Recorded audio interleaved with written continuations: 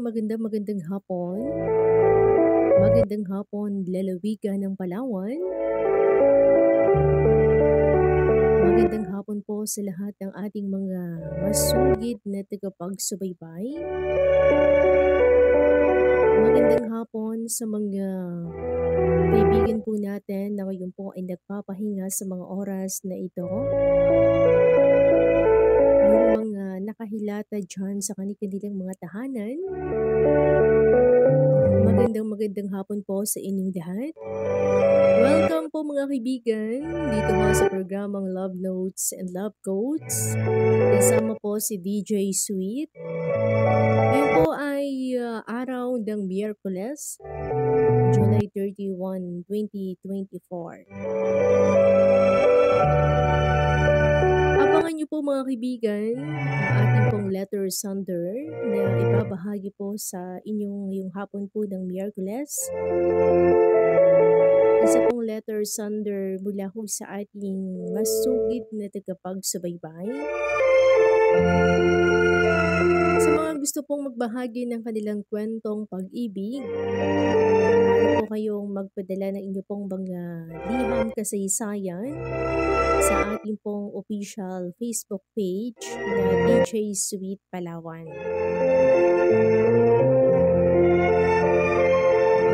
At syempre magandang hapon sa lahat po ng naabot ng ating programang Love Notes and Love Quotes.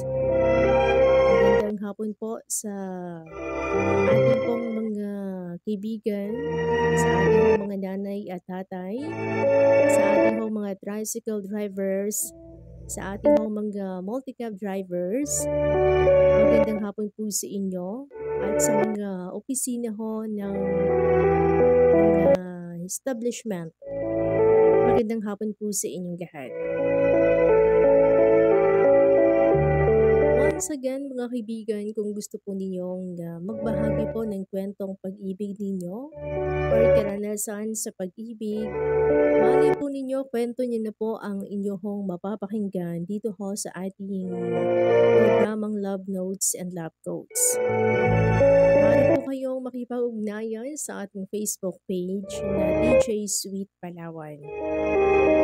Okay, sa pagkakataong ito mga kaibigan, bibigyang daan na po natin ang isa pong letter sender na pinadala po dito sa ating programa.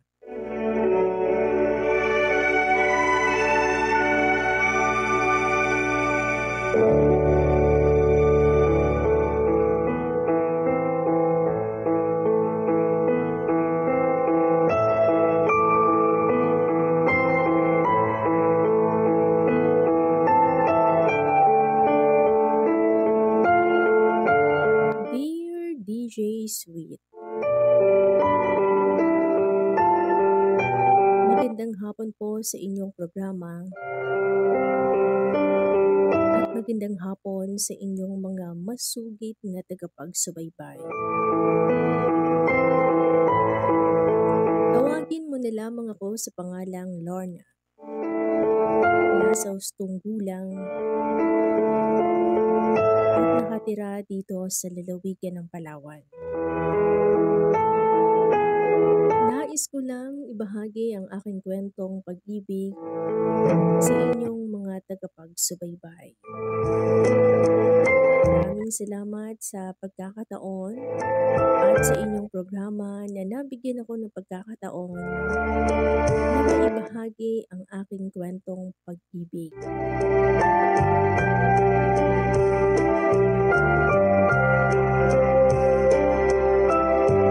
Nais ko lang ikwento sa iyong tagapakinig DJ Sweet ang aking karanasan sa pag-ibig. Sadyang masaya o malungkot man ang aking kwento, gusto ko lang ding ibahagi sa iyong mga tagapagsubaybay.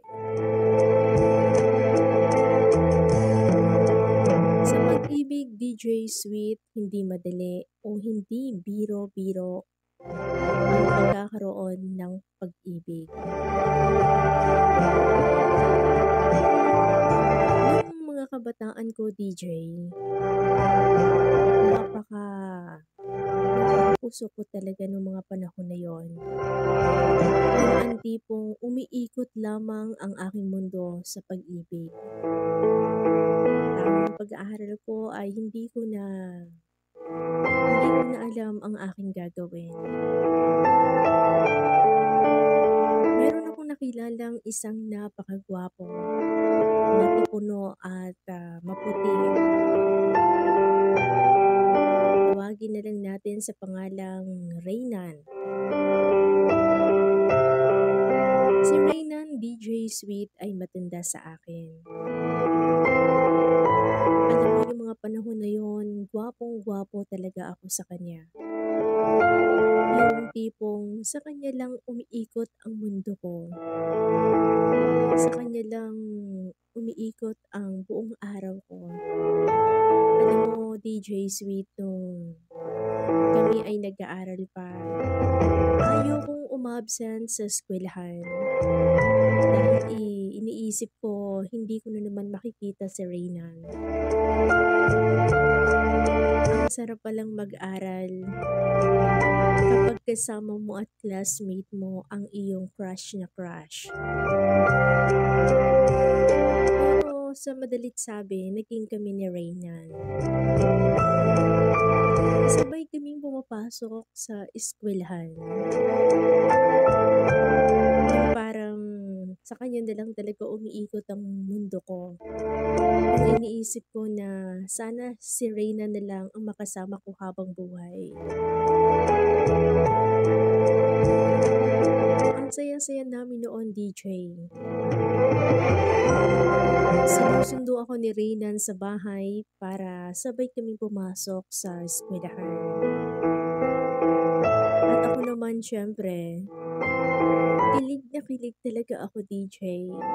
Hindi ko alam yung panahon na, o hindi ko alam ang pakiramdam na ganito pala kapag nagmamahal ka.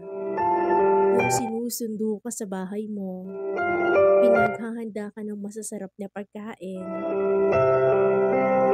Siguro lahat naman tayo dumadaan sa ganyan. Nung pag-graduate na kami, DJ, ni Reynan, isang malungkot na trahedya ang nangyari sa amin. Hindi inaasahan na pagkainuman ng barkada. Sa madalit sabi, kasama si Reynan sa nagiinuman. At ako naman ay nauna nang umuwi. Siya na lang ang natira doon sa aming magbabarkada. Dahil nga ng mga panahon na yon ay sobrang sakit ng ulo ko. Kaya nagpaalam ako kay Reynan na mauunan na lamang akong umuwi sa kanila. Bandang 12:00 ng madaling araw, DJ. Nakatanggap ako ng tawag mula sa mga barkada namin. At sinabi ng aking kaibigan na may nangyari daw na hindi inaasahang aksidente nung papauwi na sila Reynan. Sobra naman akong kinabahan ng mga panahon na yon. Pero iniisip ko, DJ, na walang masamang nangyari kay Reynan. Dahil sobrang dami pa naming pangarap sa buhay. Pangarap pa naming dalawang makapag-aral. Pangarap pa naming maging attorney, DJ. Kinabukasan, tinawagan ulit ako ng aking kaibigan na pinapapunta ako sa ospital para bisitahin at kumustahin ko daw si Reynan. Pagdating ko doon sa ospital, DJ, may naririnig akong nag-iiyakan. Pero hindi ko iniisip na doon sa kwarto ni Reynan ang mga nag-iiyakan na yon. Patuloy lamang ako ako sa paglalakad at nakita ko ang isang barkada namin. Niyakap ako DJ at sinabi sa akin na walang ibang binilin sa akin si Reynan, kundi ang alagaan mo daw ang katawan mo. Alagaan mo ang sarili mo dahil mahal na mahal ka ni Reynan. Yung mga panahon na yung DJ, hindi ko alam ang aking gagawin. Sobra akong natutulala na hindi ako nakaalis sa aking kinatatayuan. Wala akong lakas para puntahan siya, tingnan siya dahil yung pagkabigla ko at hindi ko talaga iniisip na yun at yun ang dadatnan ko. Sobrang sakit DJ, yung pakiramdam na ng mga panahon na yun. Yung tipong tinatawag nila ako pero wala ako sa sarili. Yung parang na-stuck lang ako doon sa tinatayuan ko at tumutulo ang luha ko. Nilapitan ako ng tatay at ate ni Reynan. Hinawakan nila yung mga kamay ko dahil hindi na talaga ako makakilos, DJ. Nung nilapitan ko, niyakap ko siya.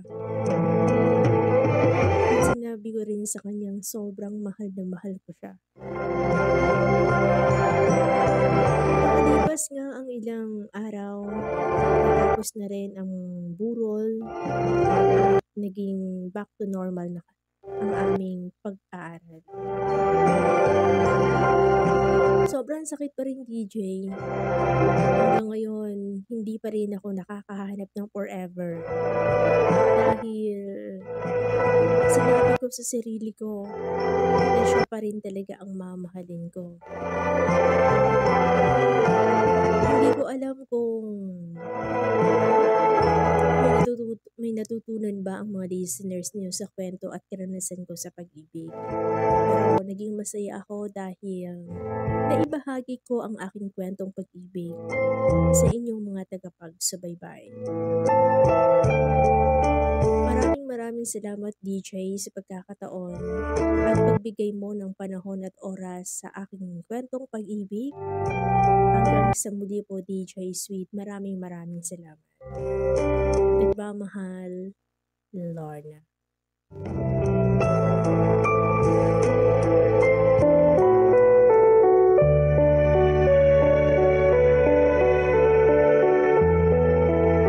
Thank you so much sa ating letter sender na si Lorna. Napakalungkot naman ng kanyang kwentong pag-ibig. Alam nyo, talagang may mga pagkakataon na nangyayari yung mga ganun, ano?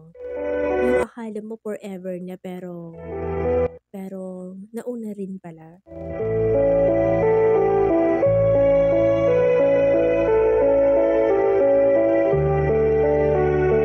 Maraming salamat sa iyo, Lorna, sa iyong pagtitiwala at pagbibigay daan sa ating pong programa. Maraming salamat sa pagbabahagi mo ng iyong kwentong pag-ibig. Malungkot man yan, naiyak man ako, pero nakaka-inspire din kasi nakayo mo lahat ng mga nangyari sa buhay mo. Yun naman talaga yung dapat eh. Makaya natin yung mga pagsubok na dumarating sa atin. Anyway mga kaibigan, kung gusto niyo din pong magpadala ng mga kwentong pag-ibig, karanasan sa pag-ibig, official Facebook page mga kaibigan, sa DJ Sweet Palawan. Maraming salamat po. Once again, ito ho ang inyong lingkod. Ito po si DJ Sweet. Hanggang sa susunod po na programa natin. Maraming salamat at magandang hapon, Pilipinas.